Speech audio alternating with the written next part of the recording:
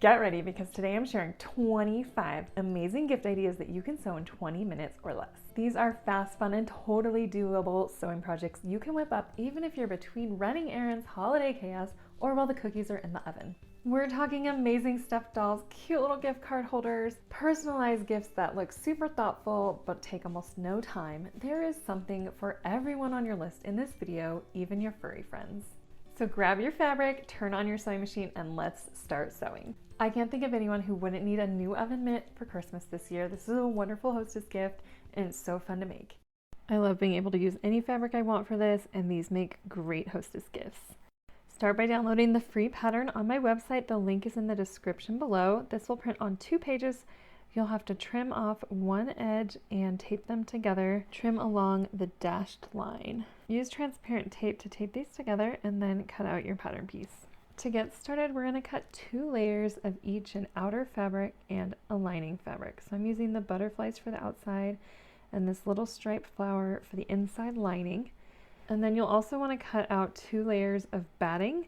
You are either going to want to use 100% cotton, since this will be touching hot things, or Insulbright or Wrap and Zap, and I'll leave links to those in the description. If your batting is thin, you can use 2 layers on each side.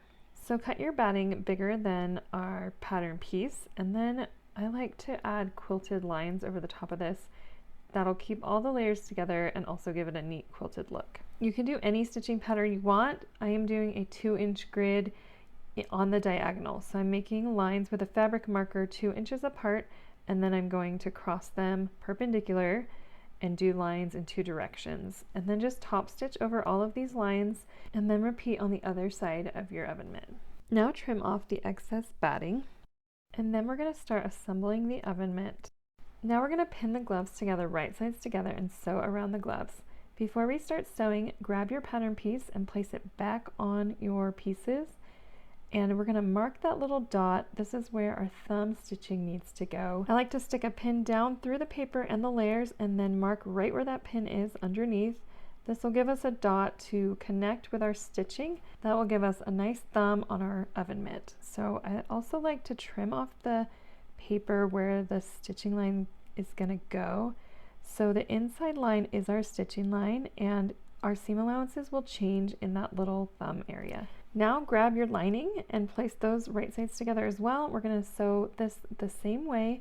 Sew both of them 3/8 inch from the edge, following that line into the corner where the thumb is. Now we're going to clip into that corner really close into the dot, and then clip around the curved edges of the seam allowance. You can also use pinking shears if you have them. Now turn the oven mitt main pieces right side out and leave the lining pieces inside out. And we're going to stick these together. I like to stick my hand into the lining and then push it up into the main, and the edges are going to line up along the bottom of the oven mitt. So line up those raw edges, and we're going to pin and baste these in place. Once you have that basted, we're going to grab some binding. So I am using a handmade binding, but you can also use 1/2 inch bias tape. Now we're going to sew the binding on and also leave a hanging loop at the same time. So start at the side seam and start clipping your binding on. When you get to about 2 inches away from where you started, we are going to stop right there and go ahead and sew that on to hold it on before we start the loop. After you sew that on, leave about 6 inches of extra binding and trim that off. Now we're going to top stitch about 4 inches of that to finish off that edge for our loop. And then this is a little bit tricky, but we're going to loop over the binding and then cover it with the rest of our open binding. So the edge of our remaining binding will match up where we started, and then you're going to just open up the rest of that binding, cover it up, and then sew up until the loop starts. I also have an image, a diagram on my website if you get a little confused during this step, and so I'll leave the link for that in the description, but I like to just kind of turn this and clip the edge so it comes over and sticks out, and then just sew right over that following the stitching line that you already have on the binding. Backstitch at the end of your stitching, and then your oven mitt is done and ready to gift. let's sew this super cute fold over owl. I love this pattern and it is the perfect little plush toy to give.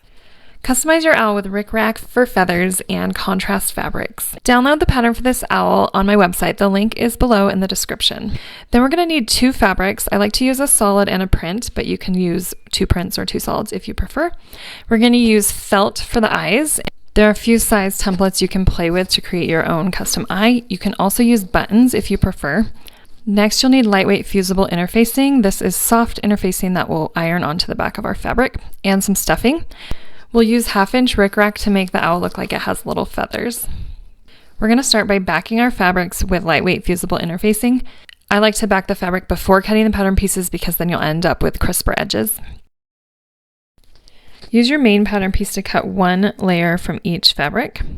And then we're going to cut out wings. So the wings need to be cut mirror image of each other. So the best way to do that is to fold your fabric in half and then place the wing on the folded fabric.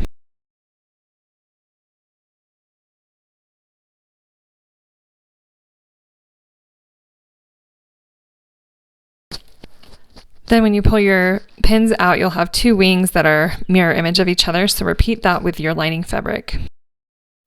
We're ready to start sewing once you have 2 body pieces and 4 wing pieces. Start by deciding which fabric will be your front and which will be your back. The back's going to fold over to the front like this, so that'll help you decide. Use your pieces to play with different variations until you decide which one you like best. Our first step will be adding rickrack at the bottom. So I like to fold over the top of the owl and then put the eyes on top to help me decide where to put these little feathers. Then we're just going to sew straight through the rickrack.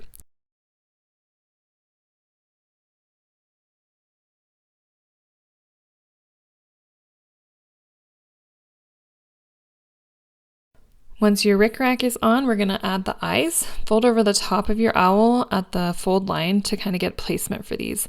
You can use fabric glue or even sew these on.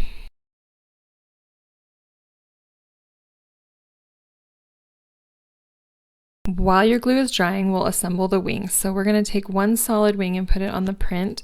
These wings are a little bit different since we cut them on the folded fabric for mirror image, so make sure you're getting the right wings together. We're just going to sew the edges without that little line. So these are the point edges of the wing. Sew down and then pivot at the point of the wing, and we're going to leave that straight edge open because we're going to sew it to the owl.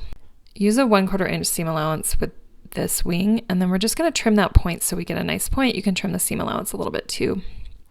Now you can turn your wing right side out. I like to use a chopstick to help me get that point, and if you need to, you can put a pin in there to get that tiny little wing point out. Once you've done that with both, we're going to give them a really good press. Now we're going to sew the wings to the front of the owl. So grab your owl piece, and then you can also grab your pattern to get the placement right. There is a little mark where the middle of the wing goes. So line that up. Then fold your wing onto the top of the owl with right sides together. Pin those wings on, and then we're going to base them just along the edge with a 1/4 inch seam allowance.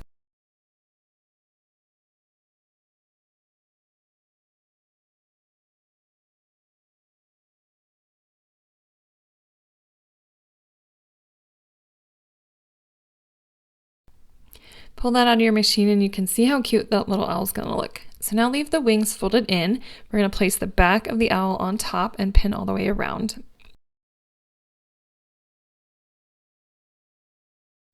Now we're going to sew around the owl with a 3/8 inch seam allowance, leaving an opening at the bottom about 2 inches wide.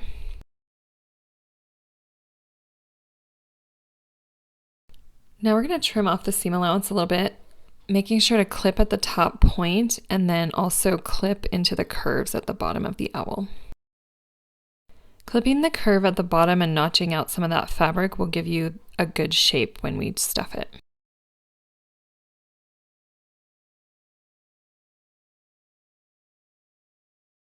Turn the owl right side out through that opening and use a chopstick to help you get the curves and the edges and the points out.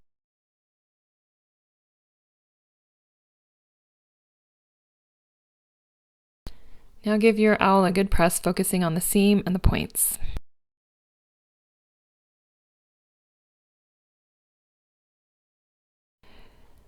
Now we're going to focus on the bottom opening part. So we want that curve to be matching the curve of the owl. So press it under and match up those edges.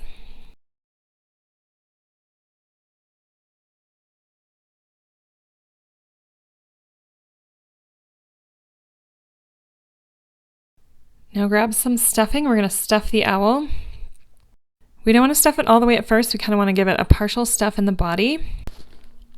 When the owl is partially stuffed, we're going to stop stuffing for a second and fold over that top point. This is the beak eyebrow shape of the owl. So find where the fold line is on the pattern piece. We're going to fold that over, and you can kind of play with this since we haven't stuffed it fully. Your decision's not permanent yet, so kind of play with the owl's beak until you like the placement.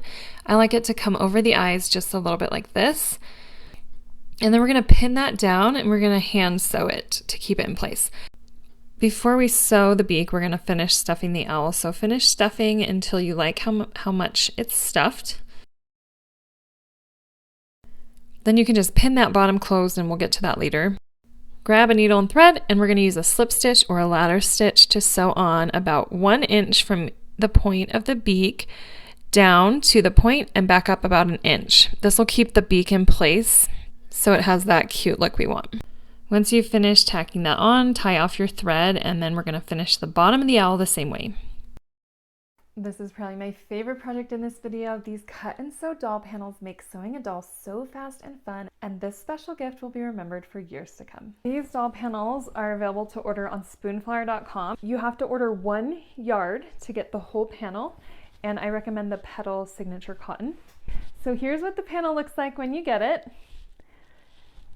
And then it has all the pieces you need to make this doll with an accessory, some bows, and even a skirt to go with it. These dolls come in a bunch of different skin tones, hair colors, and I give them all cute little names. This is Rosie, and here's Goldie.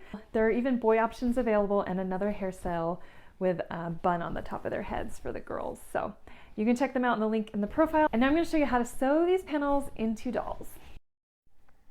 Once your fabric yardage comes in, open up your panel and decide what you're going to sew. Each panel has a little teddy bear, 3 skirt options, an ice cream cone, candy, and a pocket, plus some bows. So these accessories, you can sew them all up and put them in a little bag for outfit changes, or just sew what you're going to have the doll wear. Start by cutting out the 4 arm pieces and the 2 doll pieces. You'll want to cut right on the dashed line. And then when we sew it up, we're going to sew with a 1/4 inch seam allowance. So don't mind the white space behind us, just so you can see the stitching lines better. So go ahead and cut out all those pieces. We're going to start by sewing the arms together and stuffing them. So place 2 arms on top of each other and pin them together. Make sure the lines are all matched up, and do the same with the second pair of arms. And then we're going to sew around the arms, leaving the top open and being real careful around the curve. I like to knock my stitch length down to about 2 millimeters to get a stitch that will be a little bit finer. And then go ahead and clip and trim around that arm piece. If you have pinking shears, this will make it really fast and easy. Use a chopstick to turn the arms right side out and then press well. After you've pressed, grab some fiberfill stuffing. I am using cluster fiberfill, which gives you a little bit of a smoother stuff in your plush toys. So cluster fiberfill is available on Amazon or craft stores, and I will link to it below. So go ahead and stuff up those arms till about 1/2 inch away from the opening. Now we're going to baste these onto the doll before we sew the doll together. So flatten out your opening, and we're going to place these on the doll about 1.5 inches away from the neckline, right along the side edge. Then sew these on to hold them in place while we sew the rest of the doll. Now we're ready to start assembly. So put those arms kind of in an X to keep them inside the doll, and then pin around the doll the 2 pieces with right sides together. You're going to have to move around those arms a little bit because it is a little tricky to sew with them inside the doll.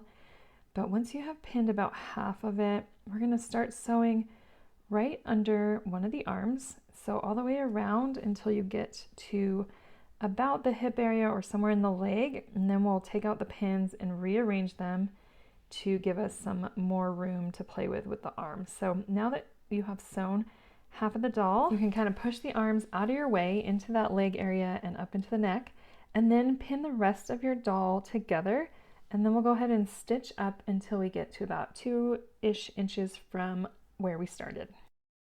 Now we're going to trim and clip around the seam allowances. So clip into any of the corners, being sure not to clip through the thread, and then I like to use pinking shears to trim and notch the rest of the seam allowance. If you don't have pinking shears, you can just clip using regular sewing scissors. Now we are ready to turn this right side out, so grab those arms, pull them out, and then use a turning tool, a chopstick, to help you pull the rest of the doll through. Now we're going to give the doll a quick press before we stuff it. Once it's stuffed, it's a little harder to press. You can still steam it and press it a little bit, but let's give it a press, making sure we get all those edges out, especially around the curves and the pigtails, and then we'll start stuffing. Before we stuff, press that opening closed and make sure the edges are lined up. It'll be hard to press this after we stuff it, so do that now. Now start stuffing. This can take a while, especially if you're using cluster fiber fill, but go ahead and stuff it. Use your chopstick to get that stuffing all the way back into the legs, into the pigtails, and into the neck and head. Once you have it stuffed to your liking, we are going to sew up the opening with a needle and thread by hand, just using a slip stitch or ladder stitch to close that up. Here's a little trick to keep your threads from coming undone. After you tie the last knot on your doll's opening, push the needle into the fabric right where you have the thread coming out and just pull it out of another place on the stuffy.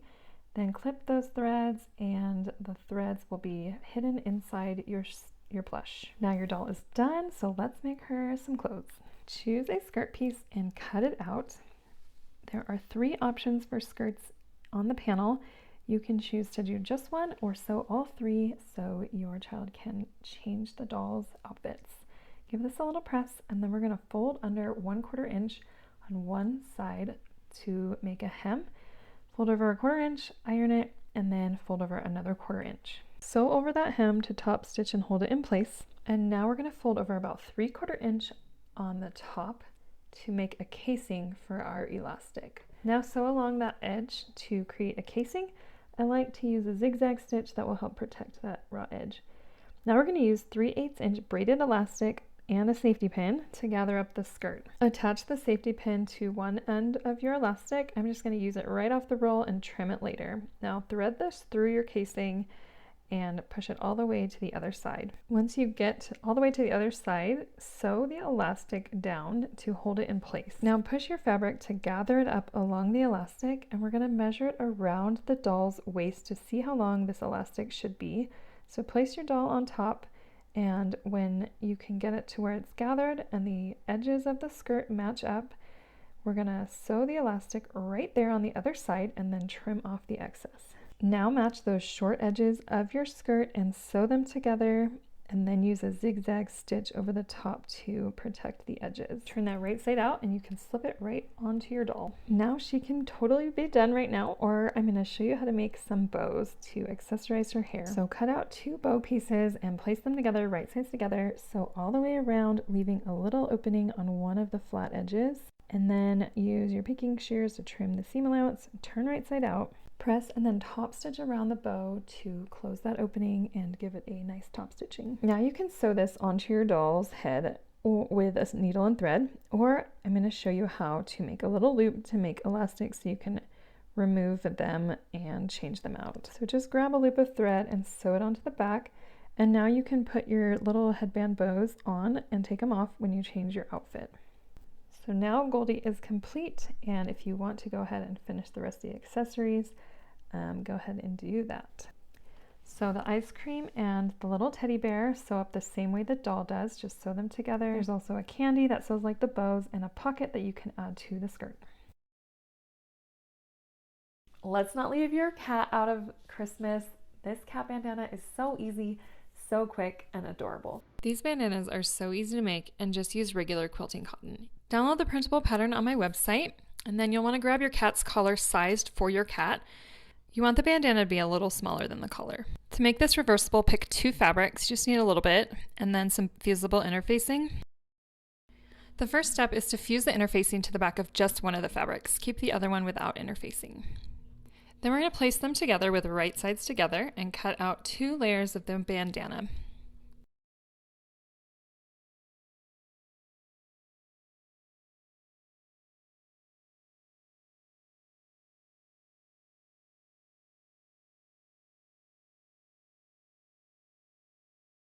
Once you're done cutting them out, take off the paper pattern. We're actually going to leave these together, so you can just leave them, but I'm just going to show you that I have 2 layers here. One's interfaced, one's not. Lay your bandana pieces right sides together and then pin along the top.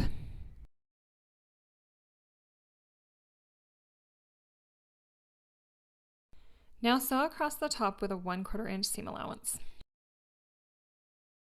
Once that's done, we're going to open it up and press the seam allowance towards the fabric that's not interfaced, so towards the lining. Now take this to your sewing machine and we're going to top stitch along the lining, catching that seam allowance underneath. This is called understitching, and it helps pull that lining back from the main fabric so we have a nice crisp edge. Now trim off any threads, and then we're going to press the sides where the casing is going to go under 1/4 inch.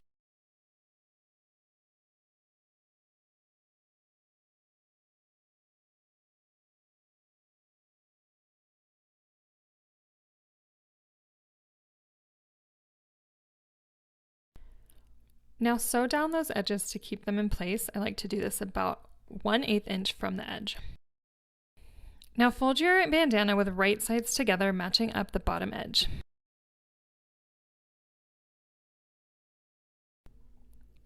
Press it well and then put some pins in there to hold it.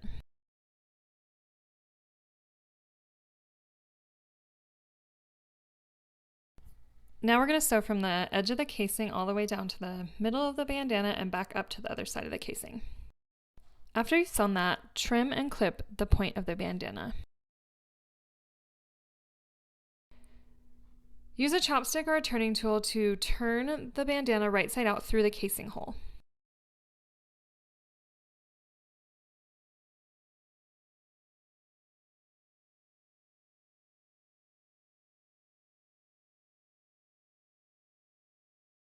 Now press the bandana really well.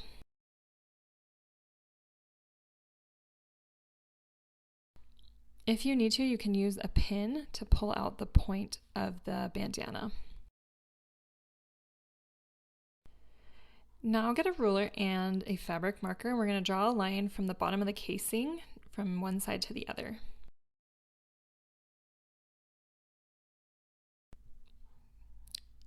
Now we're going to top stitch over that line, make sure you back stitch.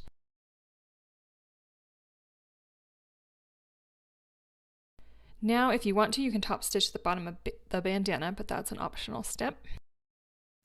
Thread your collar through the casing of the bandana, and then you can put it on your cat. This half square triangle zipper pouch is so pretty. It makes a great makeup pouch. You can even add a name on the front to make it even more custom. Half square triangles are super fast when you're starting with pre-cuts. We're going to quilt the top of this pouch to make it extra fun.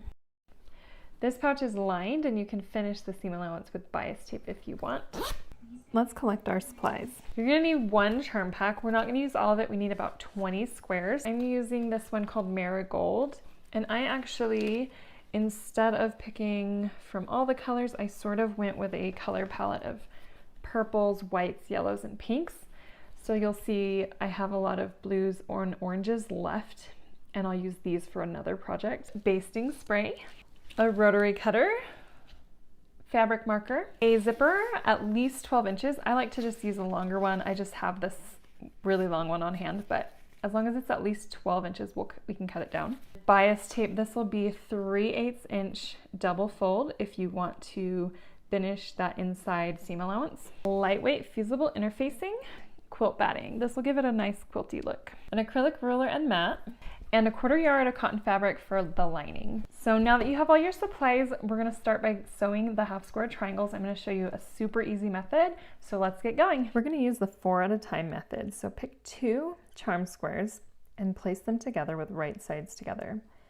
Then we're going to sew all the way around the edges with a 1/4 inch seam allowance.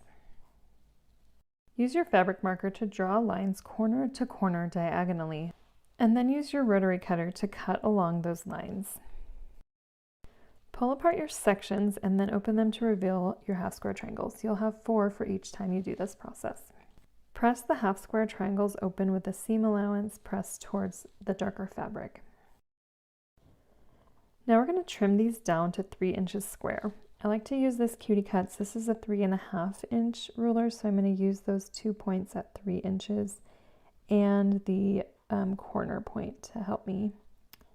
Make sure the top corner and the 3-inch mark are lined up right in between both fabrics, and then trim along the edges. Turn the square around and repeat on the other 2 edges so you have a perfect square. Repeat this process until you have 20 half square triangles for each front and back, so you'll need a total of 40 half square triangles. Now we'll sew the half square triangles together in rows. Grab your first 20 squares and arrange them in 4 rows of 5 squares. You can arrange these however you want. I chose to do a diagonal pattern. Once you have your pattern designed, we're going to start sewing these together in rows. So take your first 2 squares and sew them together with a 1/4 inch seam allowance. To keep my rows in the right order, I like to put my squares back and then take the next square to add to the row. Repeat until you've sewn all 4 rows together. To get a really nice finish on the top of our pouch, we're going to turn these rows over and press the seam allowances in opposite directions. So the first row will press towards the left, and the second row towards the right, the third to the left, and the fourth to the right. Flip the rows back over so the right sides are showing, and take the top 2 rows together. We're going to sew along the top edge. Press the seam allowances together so that you feel them butting up against each other, and then place a pin to hold it. This is called interlocking seams, and it is going to help us get those crisp squares that we want with the points where they should be. Once you have that ready, sew it with a 1/4 inch seam allowance and flip it open to reveal your gorgeous squares. Repeat with the other 2 rows. Now we're going to press those seam allowances in one direction. It doesn't matter which direction, but just make sure it's the same direction. Be gentle around your existing seam allowances because we don't want to change the way that those are pressed. Now fuse a piece of fusible interfacing to the back of this panel. I like to use lightweight fusible interfacing. This will just make your bag a little bit extra crisp and pretty. Trim the excess interfacing. Now we're going to make a stack with a piece of lining fabric that's bigger than our pattern piece, and then a layer of batting, and then our pieced panel on top. We're going to use spray base to hold these layers together while we quilt them. Let the spray base set for a few minutes, and then we'll take this to our machine. You can do any kind of top stitching. I chose to follow the diagonal lines of the half square triangles on the left of each of those intersections. After you've finished quilting your panel, grab your pattern piece. We're going to cut out 2 layers of the main pouch. These will be our front and back for our zipper pouch. Now we're going to assemble our pouch. Place the zipper face down on the front piece, lining up the zipper tape with the top edge of the quilted piece. Sew the zipper to the pouch close to the edge of the zipper teeth. You don't need to use a zipper foot for this, just align your needle closest to the zipper teeth. After you've sewn that, press the seam allowance down toward the zipper pouch. And then sew along the top edge 1/8 inch from the fabric. Now grab the back piece. We're going to put this on the zipper tape at the same place we did the front. So line that up and then pin in place. Sew that on and then repeat the top stitching process. If you have extra zipper tape on the tail end of your zipper, trim that off. Open up your zipper part way and then fold your fabric on top of each other so the right sides are together. Now pin the 2 sides together, making sure to line up the corners and the top edges. When you get to the zipper tape, we're going to fold the zipper tape inward and pin it there. Repeat on the other side too. Push the zipper tape down towards the bag.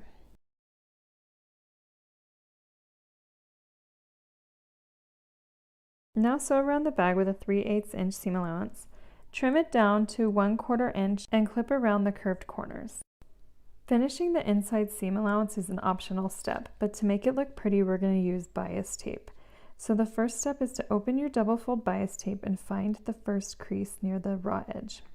Sew right in that crease to attach the bias tape. Now we're going to fold this over to sandwich our seam allowance inside, but first fold along the top to finish that top edge.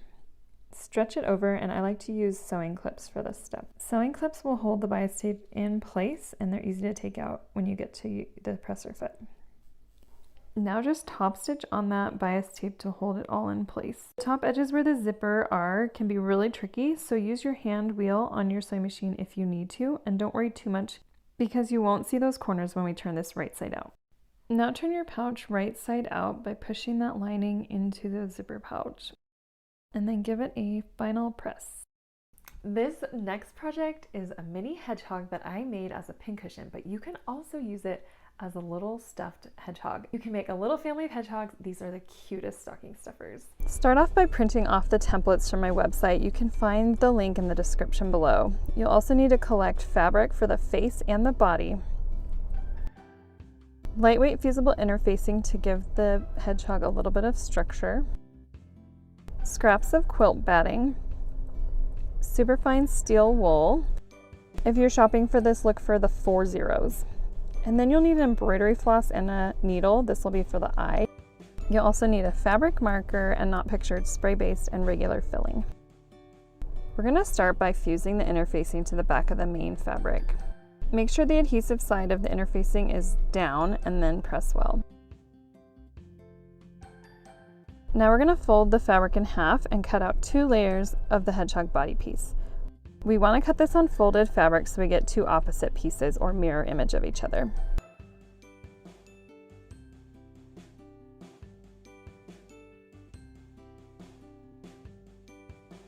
Now we're going to fuse interfacing to the back of the face fabric. Fuse 2 layers of interfacing on this piece. We need extra stability on this piece since we're going to embroider an eye. Now cut out 2 layers just like you did with the body piece. They should be mirror image of each other. Use a fabric marker to draw in that little sleepy eye on both sides. Thread the embroidery needle and tie a knot at the end of your thread. We are going to embroider the eye with a back stitch. The back stitch starts about a stitch length away from where you want the line to start, so put your needle in through the back and then go back to the start of the eye. Pull that down, and then we're going to do that again. So notice where the needle's going in. It's going in about 2 or 3 millimeters ahead of that stitch and then going back to meet it.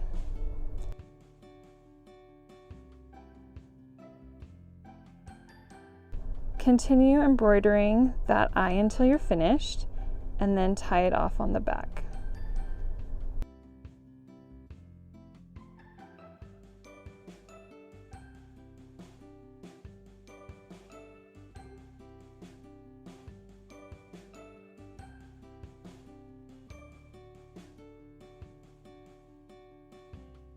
Repeat on the other side of the face. Now we're going to attach the face to the body. So take your face and put it right side down on the hedgehog's body.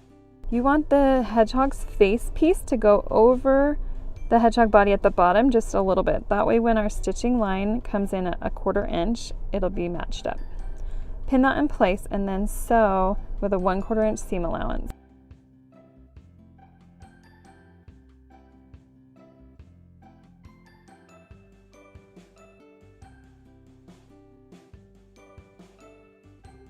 Repeat on both sides. Now press the face open with the seam allowance pointed toward the body of the hedgehog. Top stitch along that body piece about 1/8 of an inch from that seam. Now we're going to spray baste the hedgehog to a layer of batting.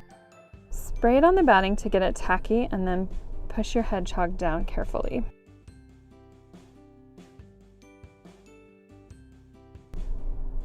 Trim around the hedgehog to get rid of the excess batting and repeat with the other side.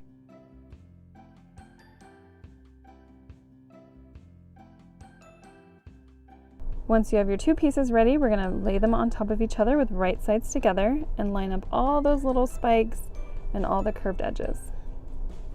Now sew all the way around this, leaving an opening at the back edge right here behind the foot. Use a 1/4 inch seam allowance or even a little tiny bit less, and then go in with your scissors and trim out all the in-between points between those spikes and the top of the spikes and the curves. Now you're going to turn it right side out. This is actually the hardest part of the project just because your hole's so little and your fabric is thick, but use a chopstick and then press as you go. Once your little guy is turned right side out, use regular fiber fill stuffing to stuff the head and the spikes of the hedgehog. Use a chopstick to move that around, and then we're going to put the steel wool in the belly of the hedgehog. I don't really like the feel of this, so I'm using a glove, but I don't think you really need to. It's not sharp, it's just really feels like wool. So we're going to stuff that in. You can just tear pieces off and push it in with your chopstick until you have enough in there.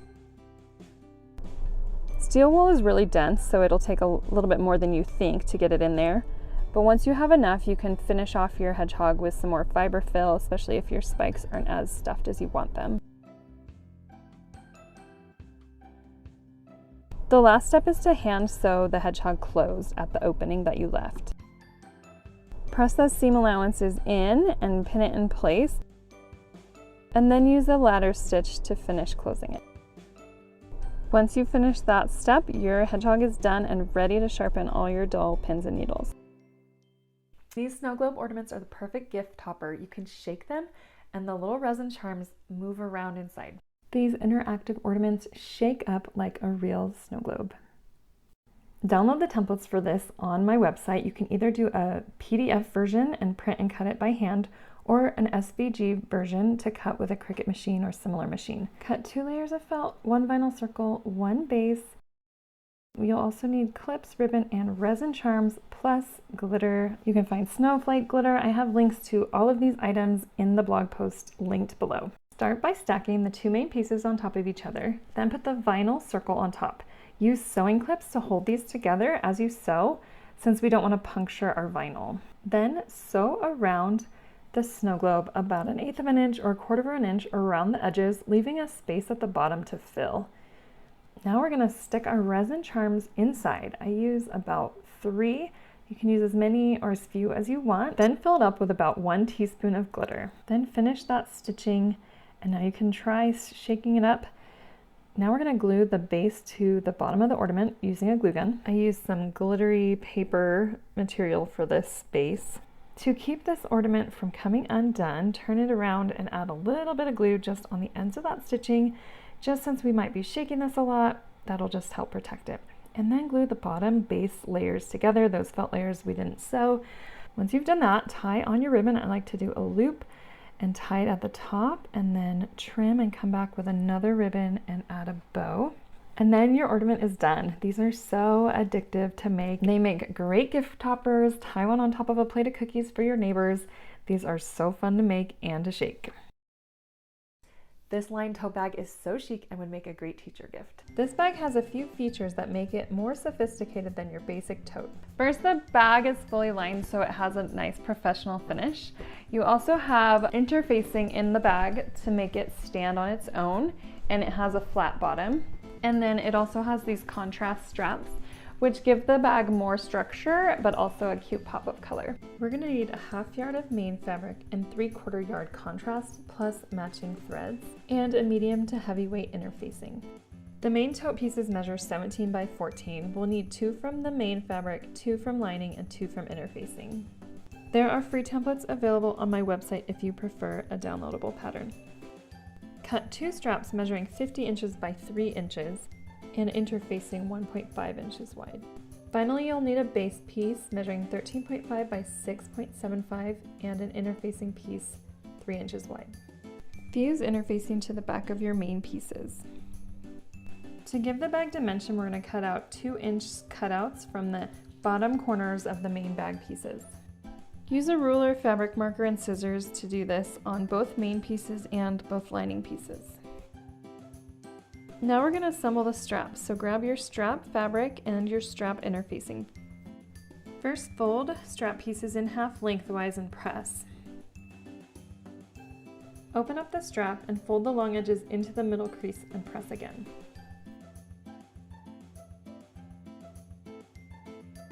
Open up the flaps and fuse the interfacing into the middle of the strap as shown. Once that's stuck on there, we're going to fold the edges back in and press again. Then fold it in half once again and press to create the strap. Pin and top stitch on both sides of the strap 1/8 inch from the edges. Set the straps aside and now we're going to make the base.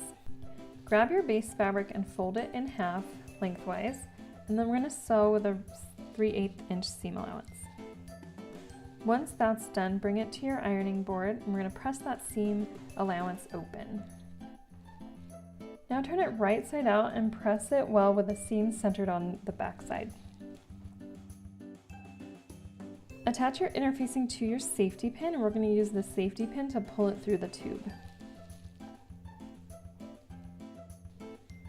Once you have it to the other end of the tube, you can take that safety pin out, and then we're going to flatten and realign the interfacing inside that tube so it's nice and flat.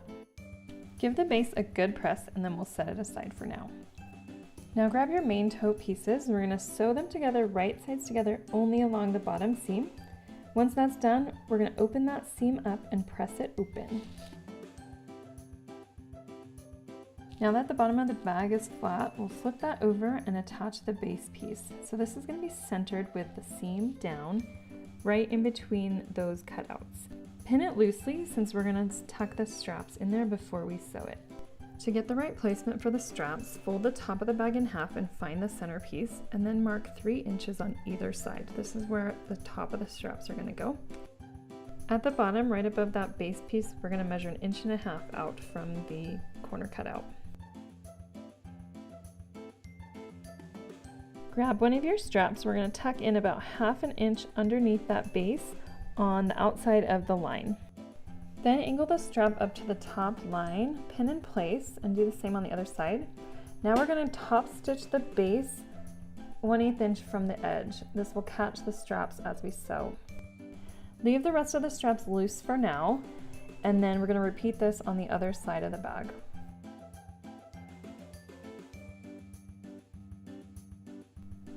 Once you have both of those top stitched, we're going to attach the straps to the bag, but only up until about 1 inch from the top because we need to save that space for when we line the bag.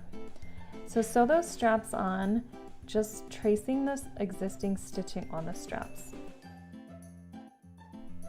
When you're done with that, we're going to just trim off the extra base from the bag right along those corner cutouts. Fold the bag in half with right sides together and pin and sew the side seams.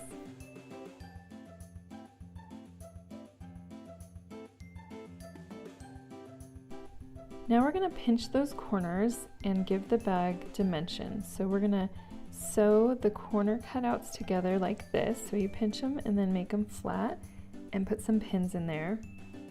Now sew along that edge and make sure you backstitch.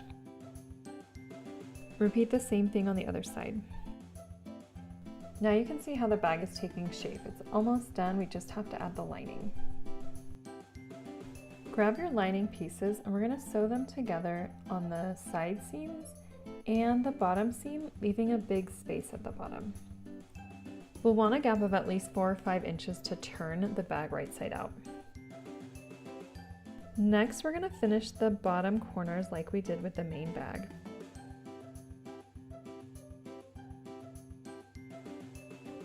Now that your lining's done, we're going to combine the two pieces. So first, grab your main bag. We're going to leave it inside out, but tuck the straps in. Turn the lining piece right side out, and then we're going to tuck this inside the main piece. So the right sides will be together.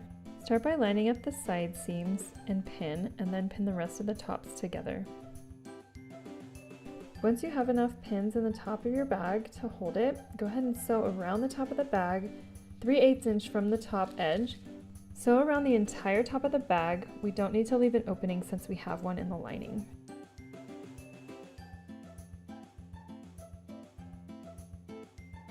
When you're done, trim the seam allowance down to 1/4 inch.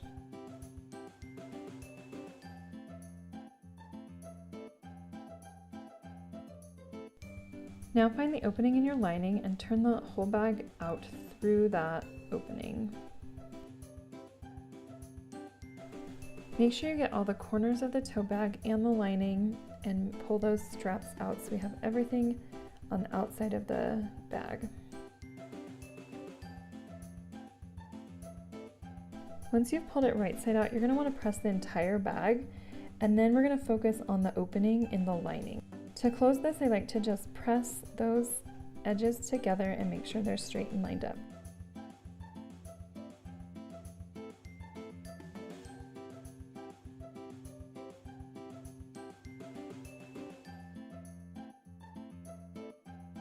Then top stitch or use a hand stitch to finish that lining. Once it's done, you can press it into the inside of the bag. Now we're going to focus on the top of the tote. So we want this to be nice and flat with the lining inside the bag and the main fabric on the outside. So use your iron to press this top part well.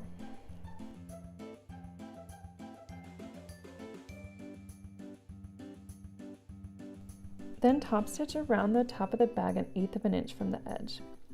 The last step is to finish sewing those straps on, so just complete your stitch and make sure you backstitch.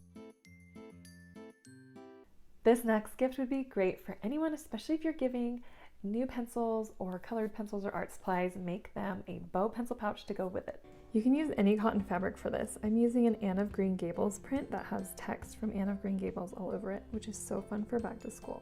So let's get your supplies. We'll need fabric, interfacing, and a 12-inch zipper. Start by cutting 2 pieces 8 inches wide by 9.5 inches. These will be for the main zipper piece, and we need 2 of them, both backed with interfacing. Stack them on top of each other with wrong sides together, lining up all those edges and corners. Then place your zipper face down at the top of one of those longer edges. Pin it in place against those raw edges. Sew along the top of this edge close to the zipper teeth. You can use a regular presser foot for this, just align your needle as far to the left as you can. Once that's sewn, we are going to flip the seam allowance down toward the fabric and press.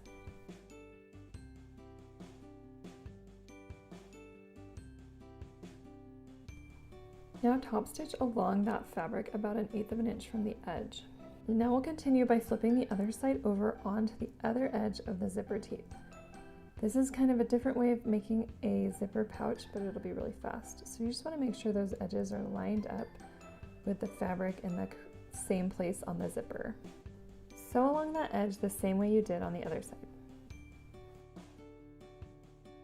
Now unzip your zipper part of the way or all the way so that we can top stitch the other side of that zipper. Press the seam allowance toward the fabric again and then top stitch along that edge.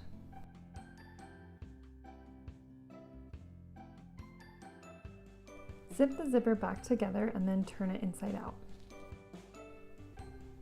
Now we're going to center that zipper in the middle and press down to create our pouch.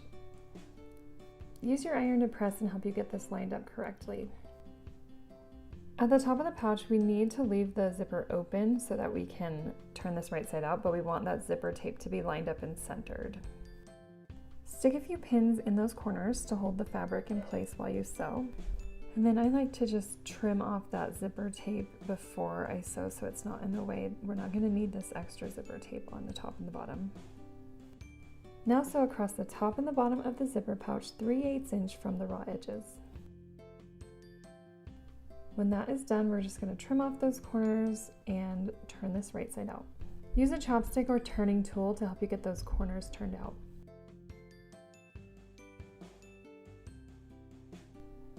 Now give your pouch a final press, and then we're going to sew the bow to go on top. For the bow, cut a strip of fabric 3.75 inches wide by 18 inches long.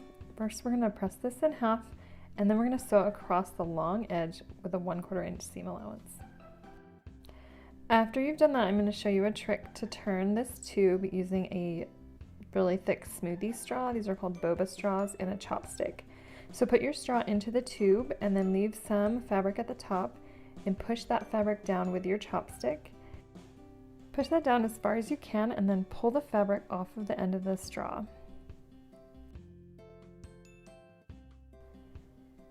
Now we're going to give that a press with the seam centered on the back. On the ends of the tube, we're going to flip under about 1/4 inch of fabric to finish that edge. Make sure those edges line up and press it well. Now top stitch along the tube ends to finish them. Now we're going to attach this bow to your zipper pouch. You can either tie the bow and hand sew it on, or I'm going to show you how to attach this by machine. So center your bow over the top of the pouch. The pouch needs to have the zipper open just a little bit at the top. You can press your strip in half to find the center. Then line that up and pin in place. We're going to make 2 lines of stitching on either side of the zipper, catching both the pouch and the bow in the stitch. That stitching will hold your bow in place while you tie it, and your pencil pouch will be finished. This little 9-patch zipper pouch is so quick, and it's perfect for gift cards. Download the free templates on my website before we get started. The 2.5-inch square will be our 9-patch panel, and you can use strips for this. This is great for leftover binding strips if you have a lot of those sitting around like me. We'll also need a few layers of fabric that are a little bit bigger for the back and the lining pieces of this pouch. The pouch also requires a 7-inch zipper. You can also use a longer one and cut it down. We will need some scraps of lightweight fusible interfacing, plus some scraps of quilt batting and spray based. To get started, we're going to cut out 9 squares using our template, or use the measurements 2.5 inches. I did a classic 9-patch block pattern with 2 fabrics, but you can use up to 9 fabrics for this. Now we are going to sew them together in rows. Use a 1/4 inch seam allowance for this. We're going to sew each row of 3 together. Then bring them back to your workspace and lay them out in the pattern that you have designed. Grab your ironing board or pressing mat, and we're going to press these seam allowances in opposite directions. If you're doing a classic 9-block pattern, you can press the outer rows in and the inner row, the middle row out. This will allow us to nest our seam allowances when we're sewing them together. So now we're going to sew these rows together, and you can see that I'm putting a pin on either side of that seam to keep the seam allowances in opposite directions. That'll give us a nice crisp finish for our squares. Repeat with your 3rd row to finish our 9-patch front panel. Flip your block over, and now we're just going to press these seams out. We want this panel to be 6.5 inches square, so use a ruler to trim that down if you need to. Now we're going to back the panel with interfacing and batting. So I like to do a little rough cut of interfacing to get a piece big enough for my panel. Then fuse that to the back with an iron and a pressing mat. Trim off the excess interfacing, and then we're going to back this with batting. Use a spray base to adhere the panel to the batting. This will just keep our panel in place while we top stitch it. Let the spray base set for a while before you take it to your machine. If you don't, your machine needle might get gummy. Now we're going to top stitch our panel to give it a quilty effect. I like to do about 1/8 of an inch or 1/4 of an inch on either side of each seam, just following the seam lines with my machine. This is a really basic way to finish the panel, but I love how it looks. Now we need to cut out layers for the back and lining of our zipper pouch. I am using 3 different fabrics. 2 will be the lining and 1 will be the backing. And I'm using my 6.5 inch ruler to make 3 squares. You can also use the template for this. Decide which layer is going to be the back of your pouch and fuse that to a piece of fusible interfacing. Trim off the excess interfacing, and then we are ready to assemble our pouch. Gather all of your layers, your lining, your zipper, and the front panel. We are going to start by laying the front panel face up and then putting the zipper face down on top of that panel. Then lay one of your lining pieces face down on the zipper, lining up the edges of the fabric with the edges of the panel fabric. Pin the layers in place to hold it while you sew, and then we're going to sew really close to the zipper teeth. I like to use a regular machine foot with the needle aligned as far left as it goes, and then I just sew with my presser foot pushing up against the zipper teeth on the left. Now we're going to bring that back to our workspace and press the seam allowance towards the front panel. Top stitch this with your sewing machine about 1/8 of an inch from the edge of that fabric. That will just give it a nice top stitch. And then we're going to repeat this process with our back piece on top of the zipper and then the lining piece behind it. Make sure the fabrics are lined up at the same spot of the zipper as the front panel. Sew that on the same way you did with the other layer, and then press the seam allowance toward the back again and top stitch that back panel piece with the lining out of the way. Now we are ready to finish assembling the zipper pouch. We are going to start by opening the zipper part way. We don't want it to go past our fabric, so just open it part way. And then we're going to line up the front piece with the back piece and the two lining pieces together. When you get to the part near the zipper, just make sure the fabrics are lined up at the same spot and then pin it. The zipper teeth will be pointing down toward the lining.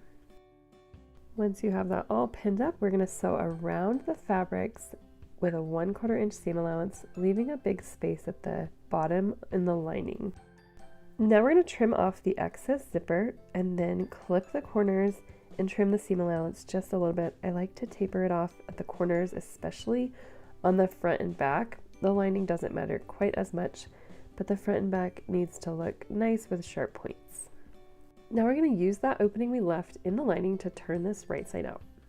I like to use a chopstick to get those points nice. And then when you get to the lining, we are going to make sure that the edges of the opening that we left are lined up. And then I like to give this a press, and then we'll just top stitch this in your sewing machine about 1/8 of an inch from the edge to close that opening. Now you can push the lining inside the pouch and then press the entire thing. Now your pouch is done, and this is so cute. To give it a little extra flair, I like to grab a scrap of rickrack and thread it through the zipper to create a zipper pull.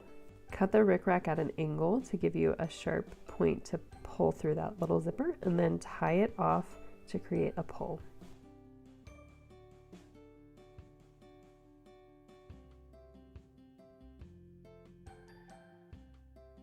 The next 3 projects all start with the same quilt block. So first I'm going to show you how to make the Churn Dash quilt block, and then we'll use that quilt block to make a ninja cozy for ice cream, a composition notebook cover, and a quilt block sweatshirt.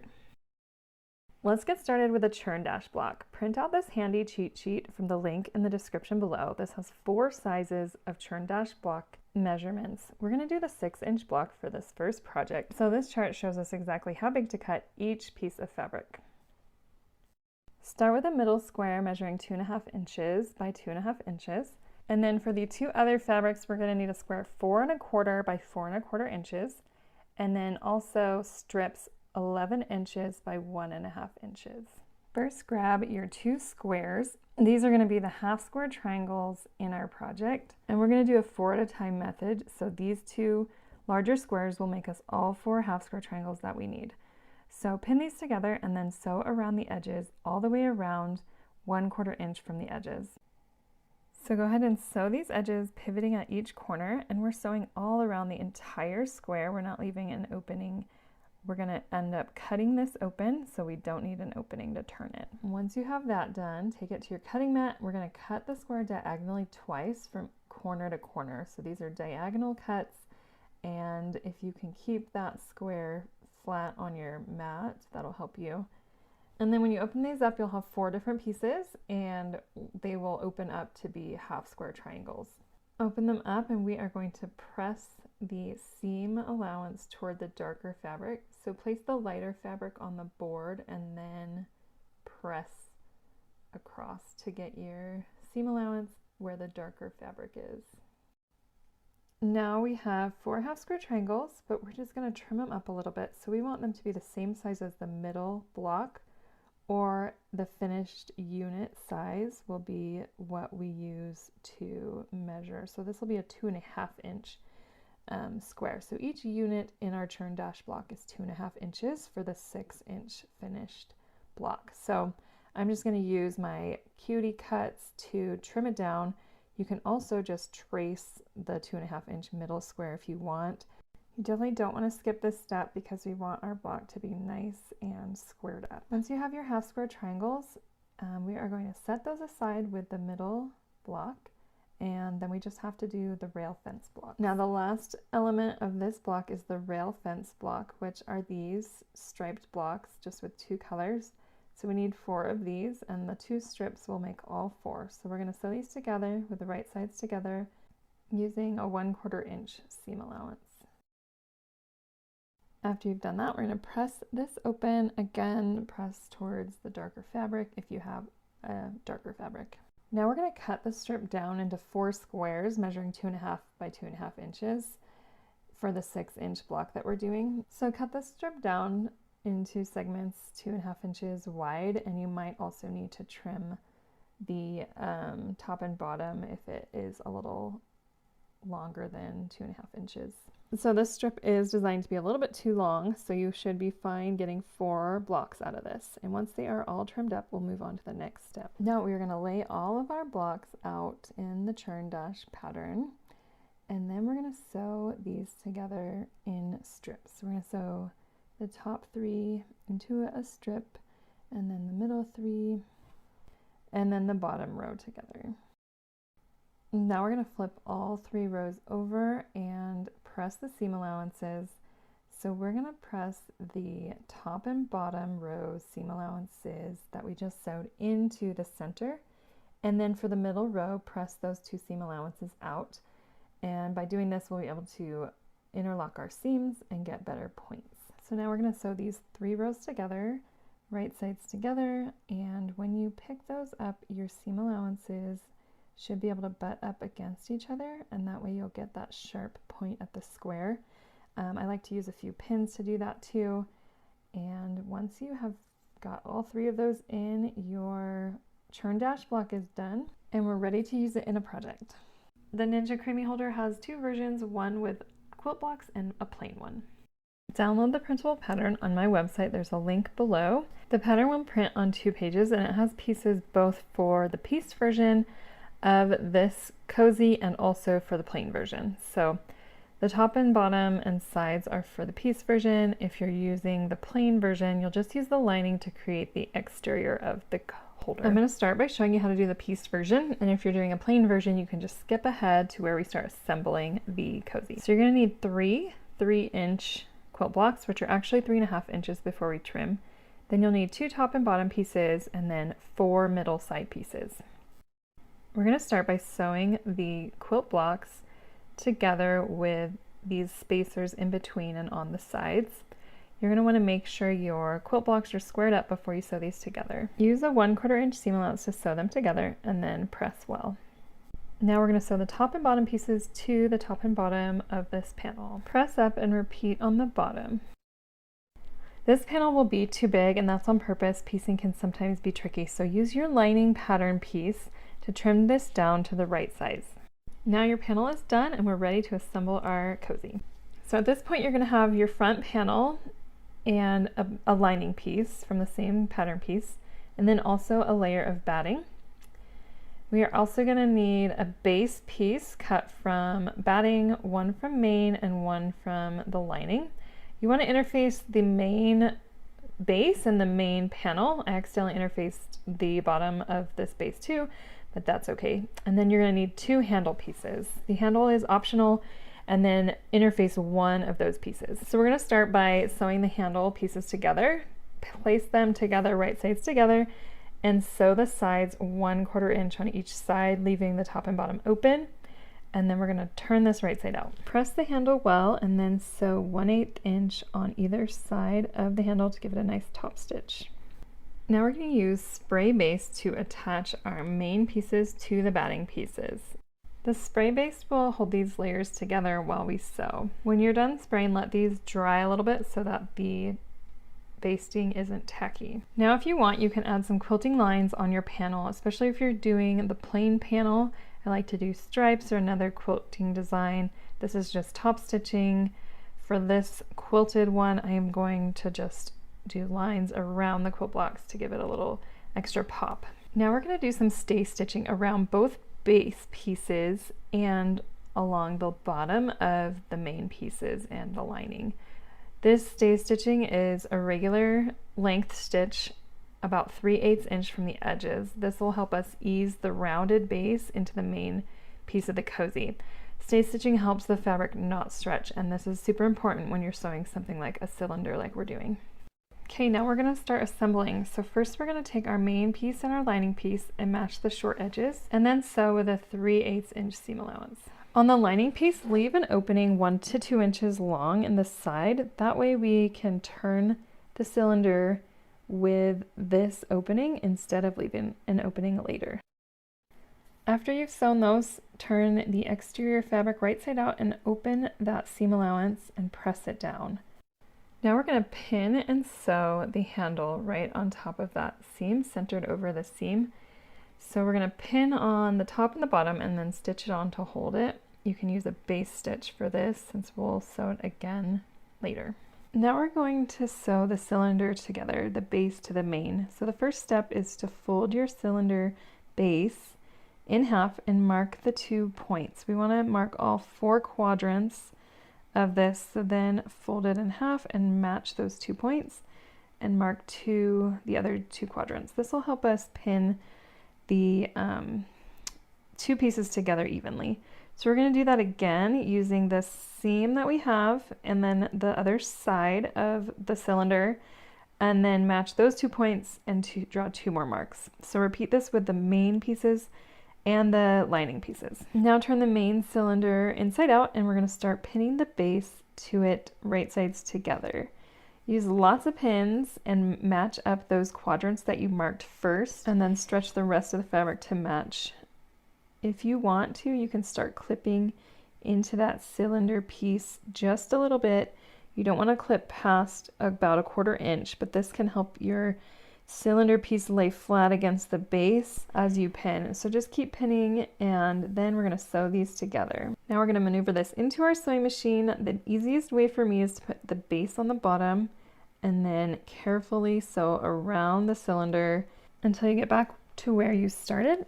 And then we're going to clip the seam allowance just a little bit more and repeat with the lining pieces. Now we're going to leave the main inside out and turn the lining right side out, and then we're going to stick the lining into the main cylinder. With the right sides together, we're matching the top edges and pinning in place. Now we're going to sew these together 3/8 inch from the edges. If you can squeeze this over your sewing machine, this will be the best way to sew. We don't need to leave an opening because we have an opening in the lining. So now you can pull up your lining and find that opening and pull everything through that to turn it right side out. When you get everything pulled out, we're going to pin the opening closed and just top stitch along that opening really close to the edge just to close that up. And then we're going to stuff the lining into our main cozy. Then use your iron to press the top edges together, and then we're going to top stitch along the top about 1/8 of an inch from the top. That'll keep the lining in place. And then once you're done with that, your ice cream cozy is ready to use. This will keep your hands nice and warm when you're eating ice cream this winter. Now let's make a notebook cover.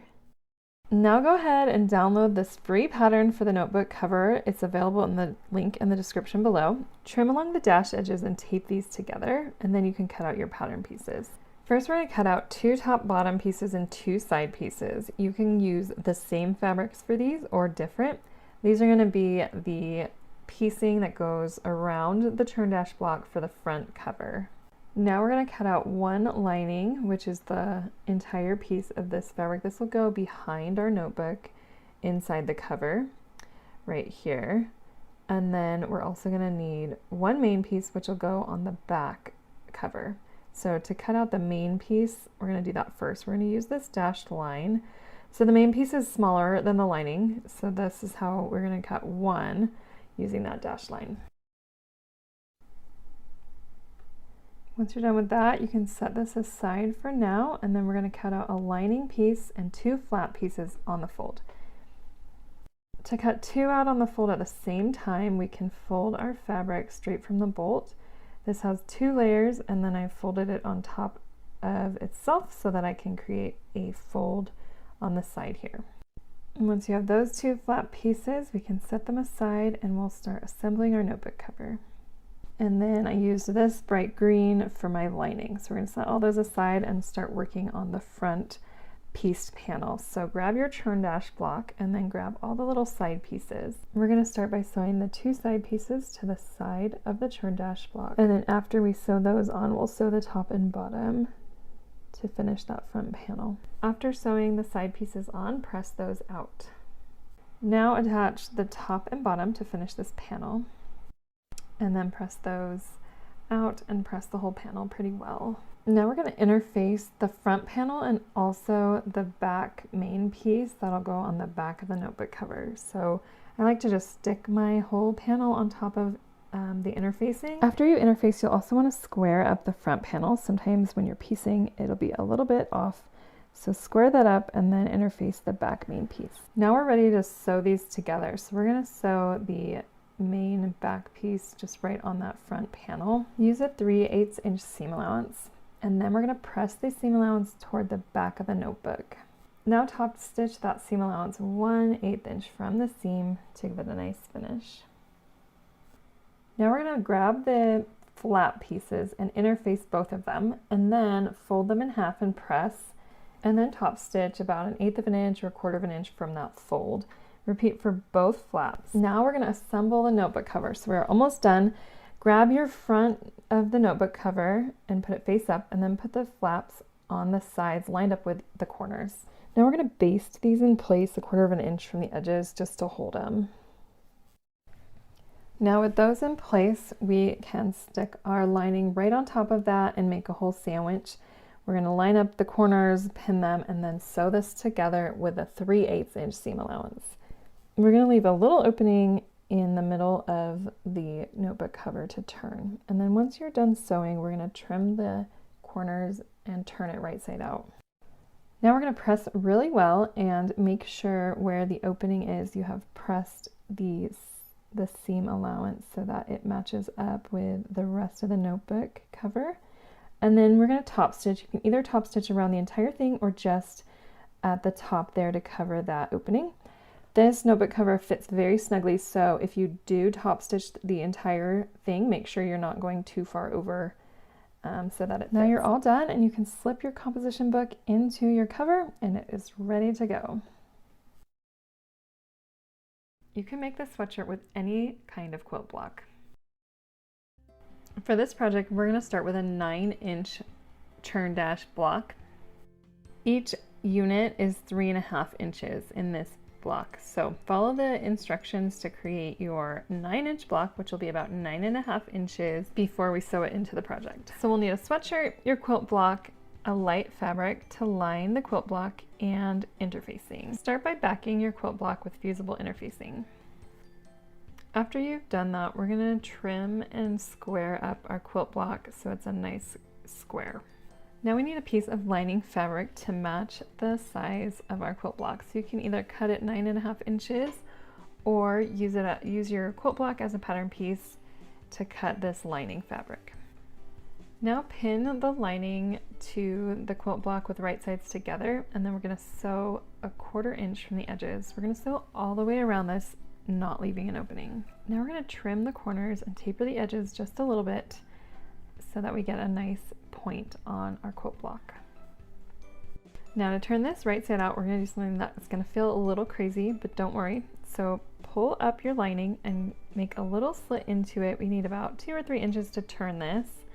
And then we're going to use that opening to turn our whole block right side out. Use a chopstick or turning tool to get those points sharp, and then give this a really good press. Now we're going to sew our quilt block right onto the top of our sweatshirt. This is basically a big applique, so we're going to want to center it. I like to put it about 3 inches below the neckline, center it, and get it all situated, and then pin in place. Now we're going to squeeze this under our sewing machine. If you need to, lift up your presser foot to get the front of your sweatshirt into your sewing machine. And then we're going to use a regular 2.5 millimeter stitch length to top stitch this onto our sweatshirt.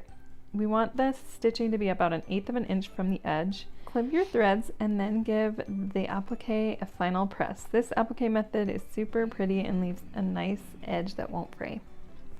Let's sew a scrap map. This is super cool wall decor that uses so many scraps. Print off the templates from my website, the link is in the description below. And then grab your heat and bond. If you're doing top stitching, get the light version instead of ultra hold.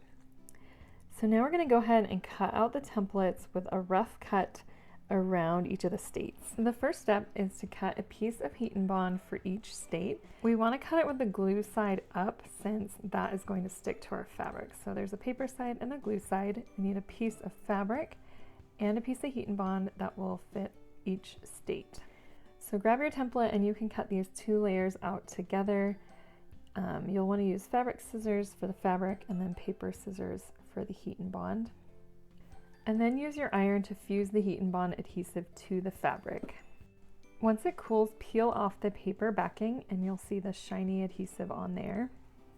Then pin your state to the fabric and cut it out, making sure to get all the details. Some states are harder than others, and the best way to do this is with sharp scissors, so make sure your scissors are sharp and be patient as you go around each of the little shapes of each state. Cutting out all 50 states will take a while, so put on a show or a movie or listen to an audiobook until you have all your states done. Pin your state template onto your piece so you don't forget what state it is, and then keep cutting these out until you're all done. Cut a piece of canvas or fabric for the backing. It should be at least 18 inches tall by 22 inches wide. And then we're going to start laying the states down. Leave about 4 or 5 inches on the left side of California. We're actually going to move this over later, but first we're going to get a good layout before we start pressing our map down. Page 4 of the templates has a layout guide, which is just a map. And I like to start with the West Coast since the states are bigger and a little bit easier to fit together. So these all kind of will connect like a puzzle. You can overlap the states a little bit or leave a little space in between. Either way will be really pretty. And then once you have it laid out, I like to kind of lay it out further to the right and then move states over as you press them down. The iron will secure your state to the map, so make sure it's in the right spot before you press it down. The final map will have about 3 inches on the side. I always recommend doing the canvas backing bigger than you think. That way you can trim it down and have more flexibility. So keep pressing the states together, making sure all their lines and curves match up. And once you have finished that, give it a good final press. You can add Alaska and Hawaii at the bottom if you want. And then an optional step is to top stitch the states. I like to do this because I feel like it makes the lines of the states pop a little bit. It does take a little time, but it is kind of a relaxing process. So top stitch your states, pivoting around all the curves and corners if you want to. When you're done with that, there are lots of things you can do with this map. I just stretched mine around a painting canvas and used a spray adhesive to tack it on, and then wrapped the edges around the back and glued them with a glue gun. You can also simply frame the artwork without glass or with glass, or you can use your panel to make a project such as a pillow or really anything. The possibilities with this are endless, and this makes such a beautiful addition to your home. If you have a fellow seamstress on your list, make them this adorable Scrappy Pincushion. I love this project because we're just gonna dive right in. We don't have to really plan out our fabrics before we just jump right in. So grab a ruler, grab your scraps. We're gonna cut 10 strips of fabric measuring 5 inches by 1 inch. This will make the stripes of our pincushion. I used about 8 different fabrics for this, and I love how you can use a ton of variety. Now we're gonna press these just to make sure they're nice and flat, and then sew them together in any order you want with a 1/4 inch seam allowance. Now we have a cute little panel that will be the front of our pincushion. Press all the seam allowances in one direction, and then back the panel with lightweight fusible interfacing. This will give it a little extra stability. Cut a piece of fabric for the bottom of your pincushion. This will measure 4.5 inches by 4.5 inches. And then we're going to trim our panel down so that it matches that 4.5 inches measurement. You can use your square that you just cut as a template, or just use rulers to make your panel 4.5 inches square. Now we're going to grab some quilt batting and use spray base to attach both our pieces to scraps of quilt batting. Trim off the excess quilt batting.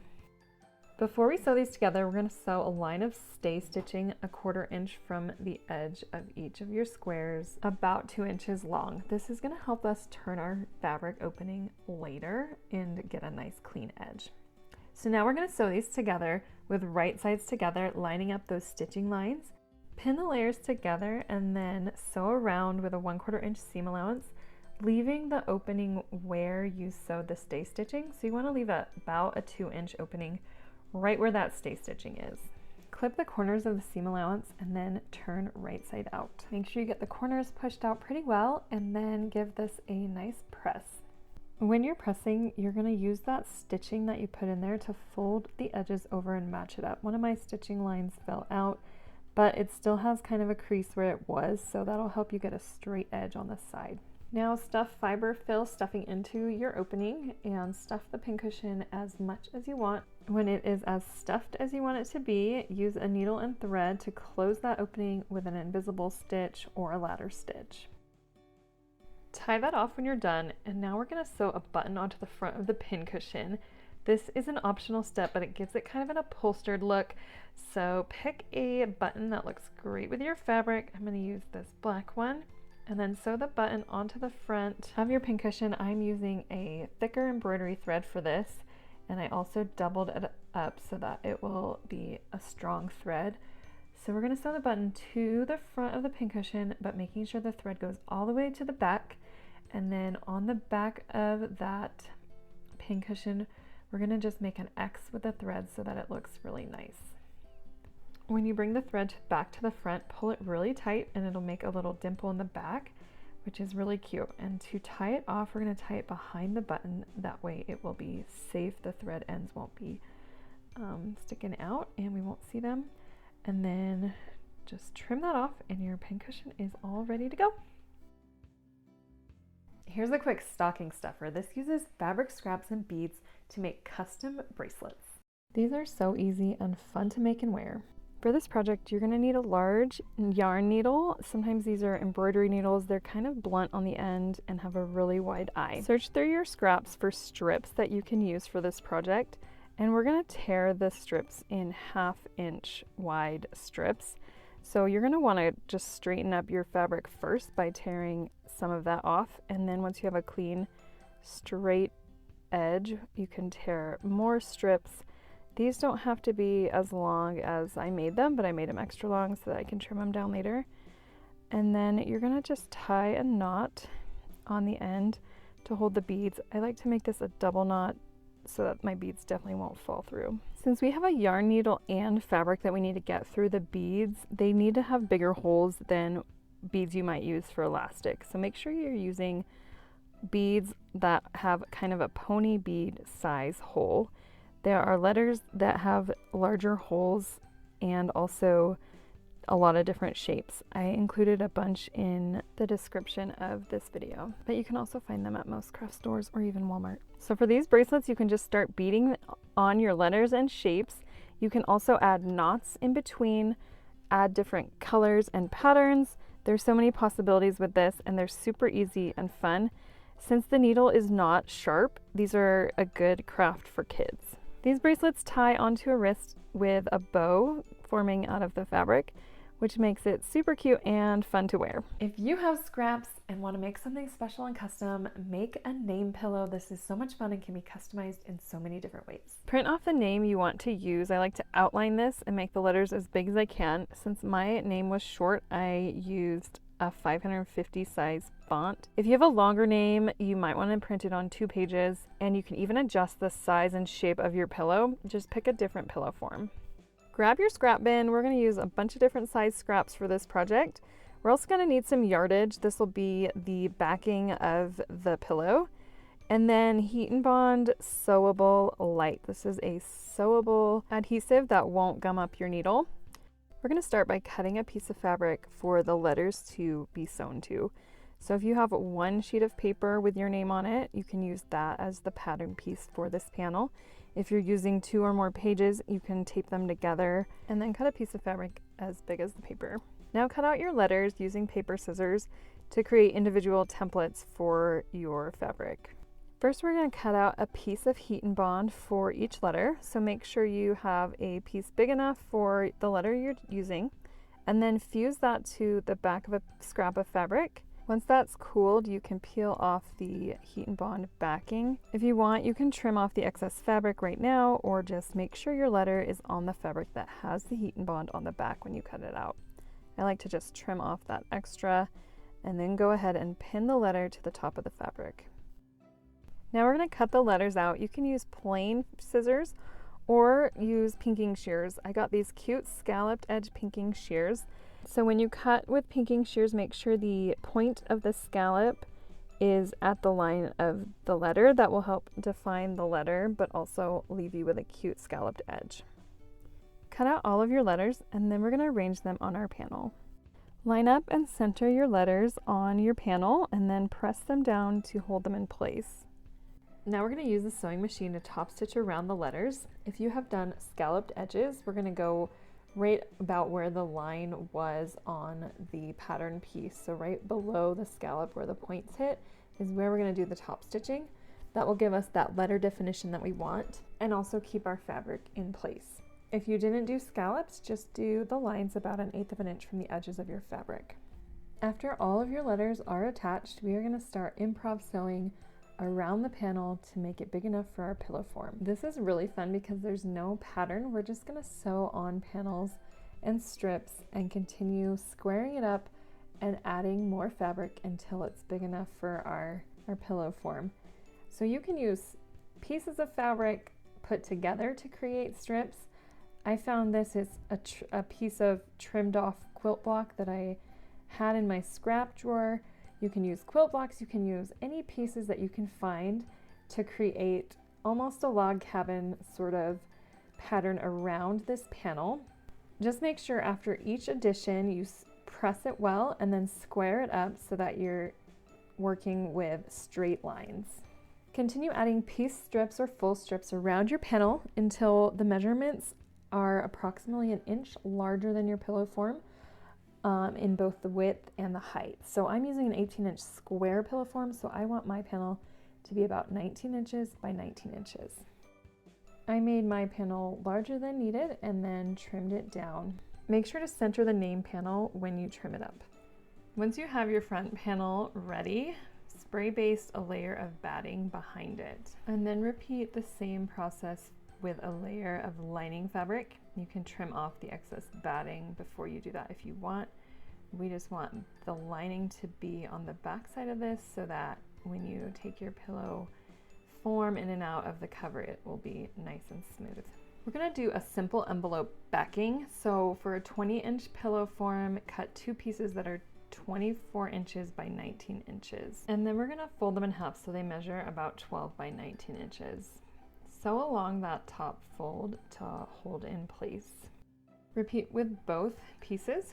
Now we're going to grab our front panel and place the back pieces on top, right sides together.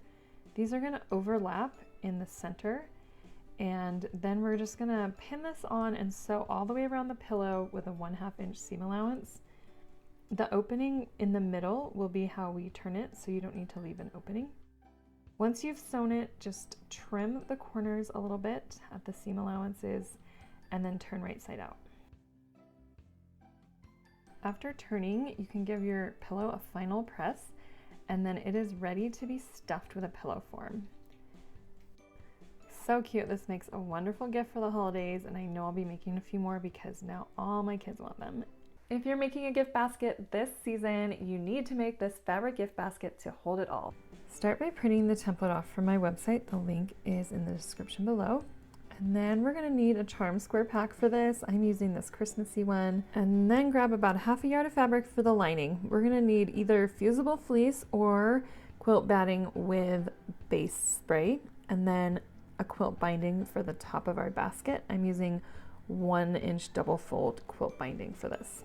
Start by cutting 2 base pieces from your lining fabric. We're going to use one for the outside and one for the lining. For the main pattern piece, cut a rectangle 22.4 inches by 10 inches tall. And then you can set this aside for now.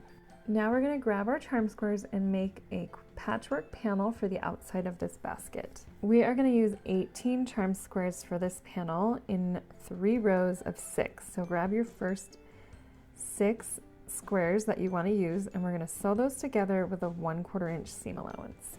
After you've sewn them together, repeat for the other 2 rows and arrange them however you want so that you like the placement of the charm squares.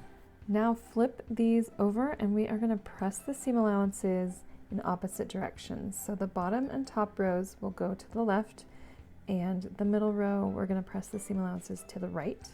This will let us interlock our seams to get crisp points. Now we're going to go ahead and sew these rows together. So flip your top row onto your middle row and then line up your seams so that one seam allowance is going to the left, one is going to the right, and those seams are right on top of each other. It helps me to pin right along the seam allowances. So I'll put 2 pins in each intersection here and then sew these together with a 1/4 inch seam allowance. Now repeat the process to sew the 3rd row onto your panel. Once your panel is all sewn together, give it a good press to get all the seams flat.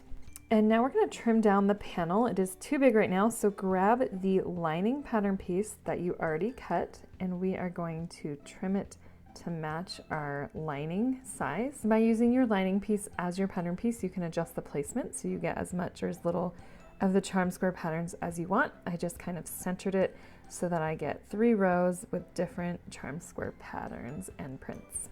Now we'll start assembly. So grab all your fabric pieces and grab your batting. First, we're going to attach the main panel and one of our circular base pieces to a layer of batting. This will give it some stability and softness.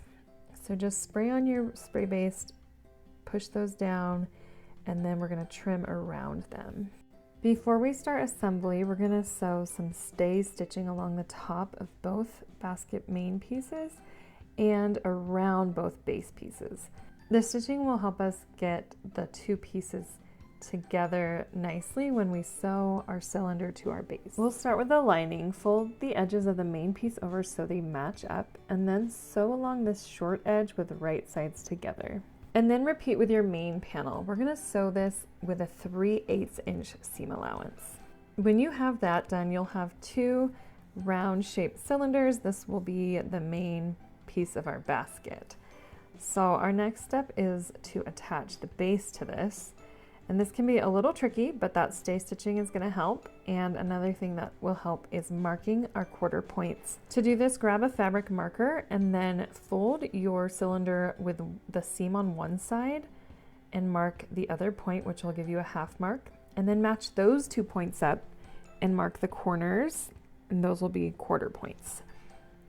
With your base piece, fold this in half so you get a 1/2 circle and mark the 2 little points in the fold.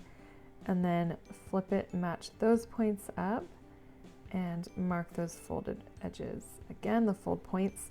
So now you have your quarters marked on both of your pieces. Now pin all the 1/4 points together and then add pins in between them. If you need to tug at the stay stitching to get the main piece to match the base, you can. The stay stitching should help prevent your fabric from stretching so that these 2 pieces line up nicely. You can't use too many pins for this step, so go ahead and use lots of pins. Then we're going to sew this together. I like to sew it from the top so that I can make sure we're not getting any tucks. Repeat with your lining pieces, and then we are going to trim and clip the edges of just the main fabric basket piece just to give us a smoother finish when we turn this right side out. You don't have to repeat this with the lining, and if you have pinking shears, you can use that instead of doing all those little clips, because this kind of clips and notches at the same time. Now turn your main piece right side out and then leave your lining piece inside out, and we're going to stick the lining inside our main piece so the wrong sides will be together. And now pin along the top edge, matching up those raw edges at the top. Then we're going to base these together around the top edge about a 1/4 inch or 3/8 inch from the top. We're going to cover up that stitching with the quilt binding. So grab your quilt binding and then open it up. We're just going to sandwich this over the top edge all the way around. So use pins to hold this in place. And then once you get back to where you started, we're just going to trim the quilt binding a little bit longer and then fold over the edge and overlap them. Now stitch this on, top stitching around the entire binding about 1/8 or 1/4 inch from the bottom edge. Now our basket's done, so you can either use it as is or fold over the top to make it have a little pop of color.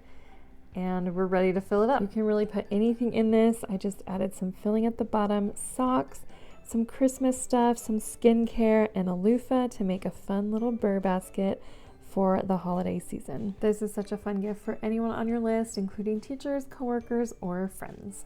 This Snuffle Mat is a fun enrichment activity for your dog. It makes a game out of eating and helps slow them down. The templates are available for download on my website and include a circle version and also a cat-shaped version. First, use your base template to cut out 2 layers with a sturdy fabric such as canvas, duck cloth, or denim. Use interfacing to the back of one of these fabrics and then sew them together with right sides together. Leave a small opening for turning. Trim off some of the seam allowance and then turn right side out and press well, especially along the opening edge. Top stitch around the mat 1/8 inch from the edge. Cut out strips of fleece 4.5 inches wide. You can use as many colors as you want for this. Now fold the fleece in half. You can either pin the folded edges to the mat or the 2 raw edges together. For the version shown here, pin the loop side down onto the mat. For the one I'm making in the video, I'm gonna pin the 2 raw edges down instead of the fold. That way I'll get a loopy mat with more spots for the food to hide.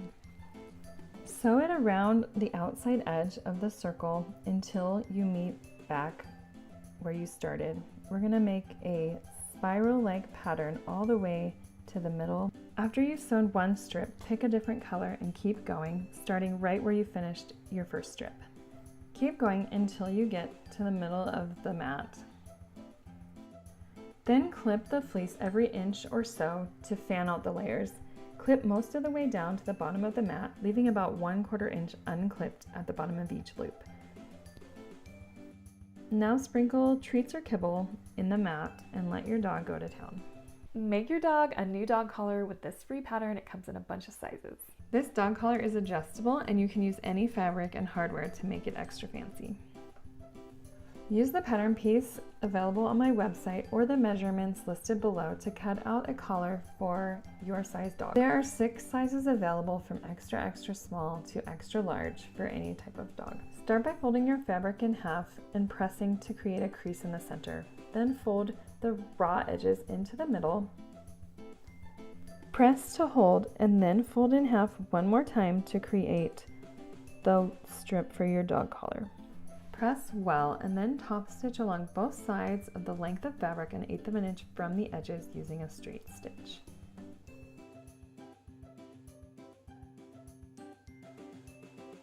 On one end of the collar, press under 1/4 inch. Then fold over the collar again about at 1.5 inches.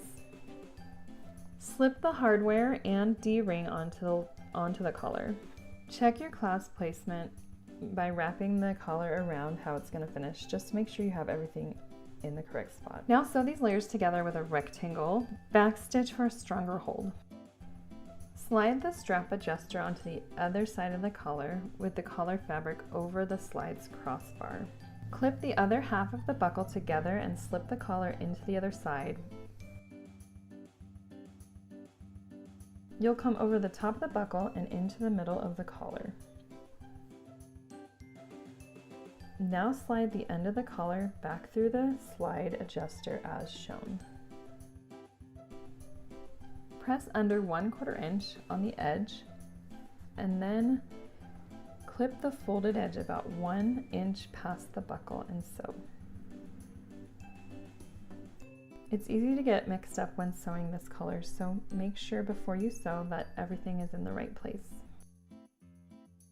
Clip the threads and your dog collar is finished. This gift will blow the mind of your sewing friends. Make your Quilters Guild wrist pincushions. These are so easy and really tricky. This project uses slap bracelets that you can find in the party favor section, and we are going to use them to make a wrist pincushion for your sewing space.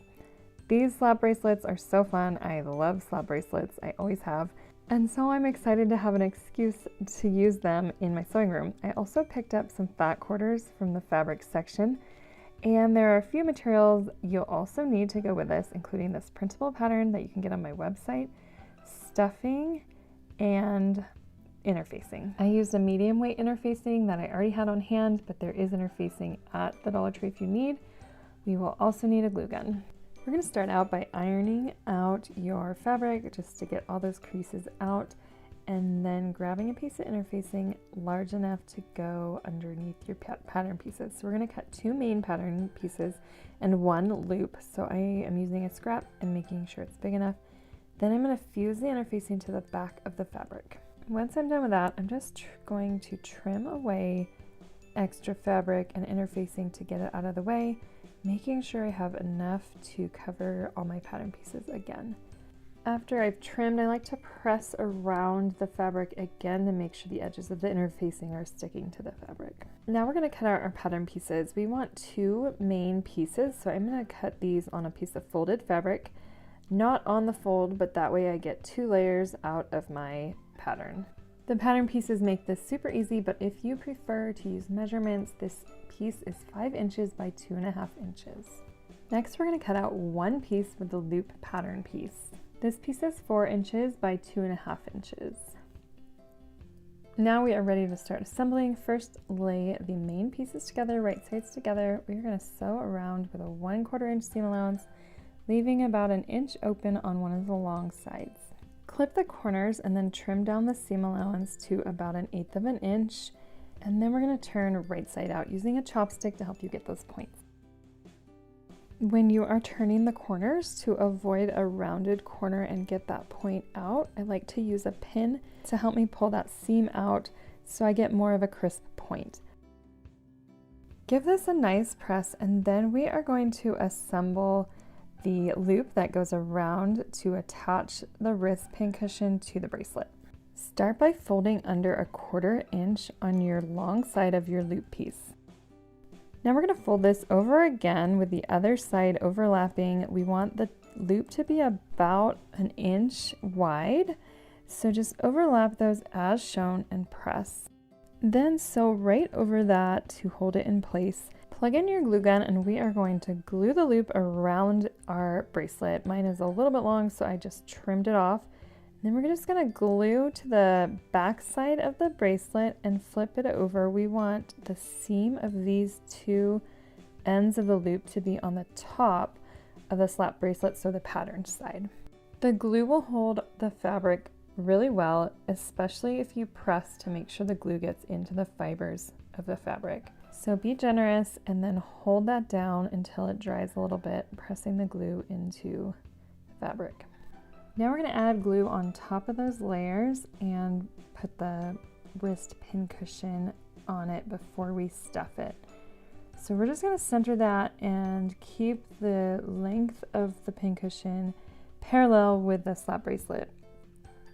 Press that down again to get the glue layers in there, and then let it dry. Once that's dry, check it to make sure it is on there and has a good hold. And then we're going to stuff it with our fiber fill stuffing.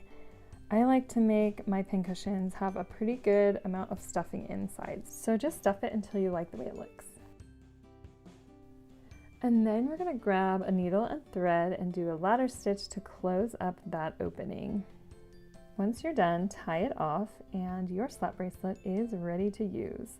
You can slap this on your wrist and then stick your pins inside. The best part is that the slap bracelet is thick enough to protect you from hitting yourself with the pin, but still be careful as you're putting them in.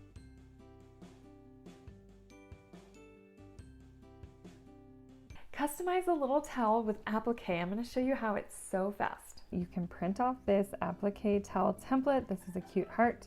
You'll also need Heat and Bond Ultra. This is the one in the red package. We're going to start by cutting out heart template and then cut a piece of Heat and Bond big enough to cover the template. Then open up your fat quarter, and we are just going to cut out a piece big enough for the Heat and Bond. That way we can get the rest out of our way. My fabric always comes off those fat quarter rolls really crinkled up, so I like to give it a press. And then we're going to put the Heat and Bond sticky side down right on that fabric and use your iron to secure that onto the fabric. Before we peel it off, we need it to dry all the way. So wait a second and then peel the backing off. After you peel the paper backing off, you will see the shiny adhesive has stuck to the fabric and it is dry. So now we're going to put the heart template on the top of that fabric and cut it out really carefully using your fabric scissors.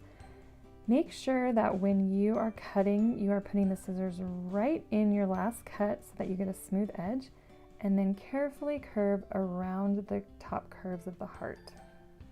Now we're going to open up this towel, just clip off those little plastic things that hold it together, remove the tag, and then we're going to open this up and find the center. The marks of the fold will help you find the center, and I'm just going to find a nice place for my heart and then use an iron to press it on. As you press, that heat and bond will reactivate and melt into the towel.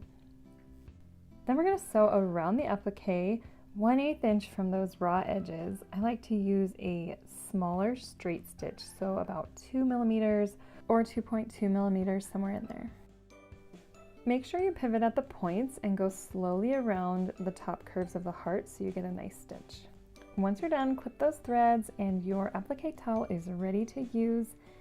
I like to fold it back how it came, and then you can loop this over a towel holder in your bathroom, and these also make really cute gifts. Next, I'm going to show you how to use faux fur to make this winter hat a custom pom-pom hat. Making your own pom-poms is so easy, and you can add them to all sorts of projects. You can download this printable on my website. We're also going to need embroidery floss and an embroidery needle and just a little bit of fiberfill stuffing. Click the link in the description to access the Pom Pom printable file. This has 3 different sizes. Today I'm going to make a medium size, and this will be a pom-pom that you can make a keychain with or add it to the top of a beanie. Once you have your pattern piece cut out, fold your fur in half. We're going to cut this out on the fold. We want the right sides to be together since it'll be much easier to cut on the back side. So faux fur is kind of has a high loft, so you're going to want to make sure you press this pattern piece down pretty well as you pin it. Then go ahead and cut around the pattern piece. You might have to clean up the edges like me after you have cut it out. Faux fur is notoriously hard to work with, so don't stress out about it too much. This needs to be mostly a circle, but it doesn't have to be totally perfect. Thread your needle and tie a knot on the end of the embroidery floss. And now we're going to use our hand needle to make gathering stitches. I'm making my stitches about 1/4 inch long with 1/4 inch in between, and these will be used to pull the edges of the faux fur into the pom-pom ball shape. Leave your needle on and pull together, adjusting as you go. Then finish those last few stitches, leaving that ungathered so that we have a space to put the stuffing in. Add your fiberfill stuffing. You'll just need a little bit to make your pom-pom hold its shape. And then once you're finished stuffing, we are going to sew the opening closed by using our needle to make stitches across that opening in kind of a random pattern. So just go across the opening, stick your needle in, and grab that fur on the other side. Make sure you're hitting the fur whenever you're making these stitches, and then we are going to tie this off with a couple of knots to hold it. When you're done, leave the pom-pom on that string with the needle attached. We are going to use that string to attach it to the beanie, or if you're making a keychain, you can use the string to attach it to the keychain. Use a lint roller to clean up all the fur on your work surface. I'm going to attach my pom-pom to the top of this cute beanie I found also at the Dollar Tree. To do this, you just need to put the needle through the top of your beanie and then attach it with a couple of stitches. I like to make the stitches go into the beanie and then back into the fur a few times to hold it on before tying it off.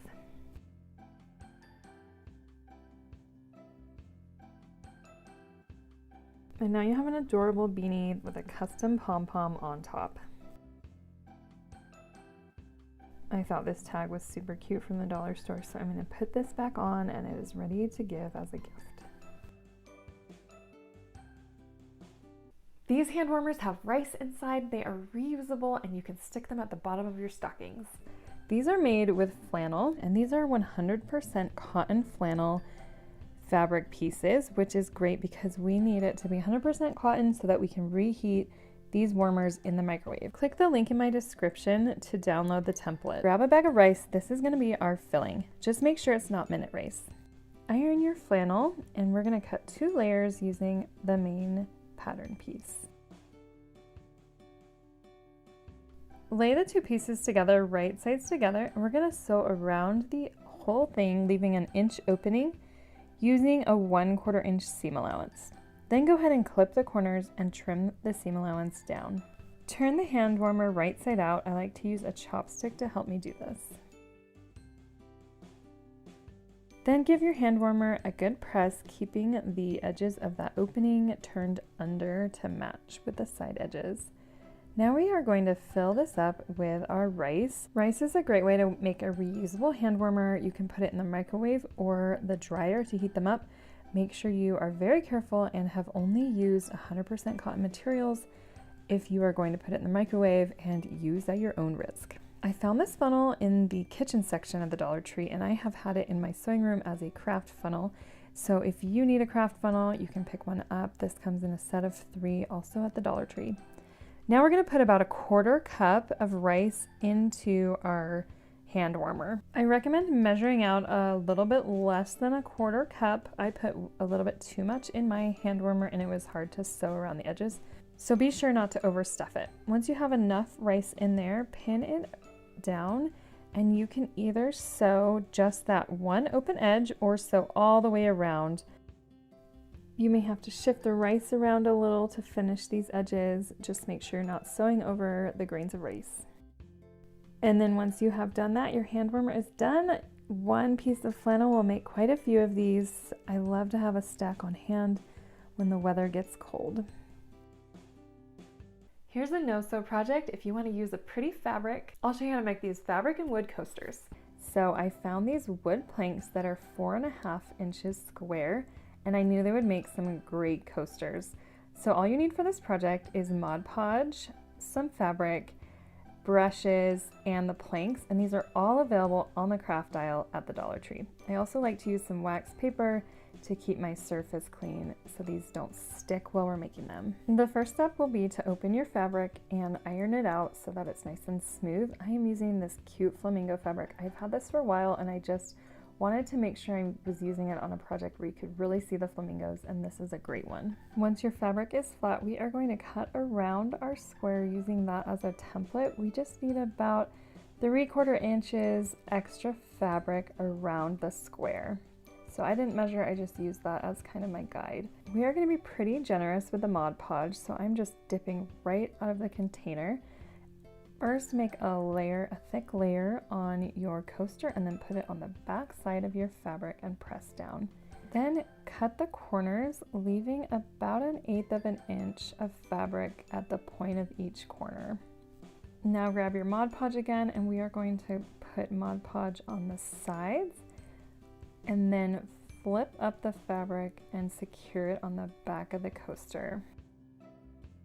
You can kind of flip this up and use the wax paper to push that fabric down really smoothly.